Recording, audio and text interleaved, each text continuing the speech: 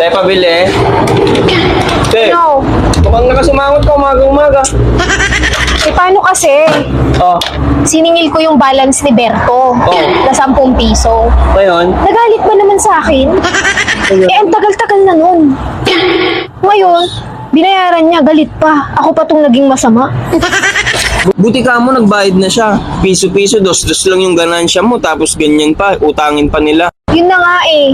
Yan din kasi ang mahirap sa may tindahan. Siyempre, pag di mo mapautangan, sasama talaga yung loob mo. Ganun din yung nararamdaman ko eh. Next time, huwag ka na magpautang. Pabili ako, sir, powder. Ilan? Isa lang. 8. Magkano?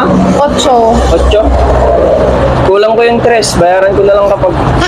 Anak ka ng pu. Balita ko, mahilig ka daw sumakay ng motor. Gusto mo sumakay sa akin? Matabatang butso ko. Gago!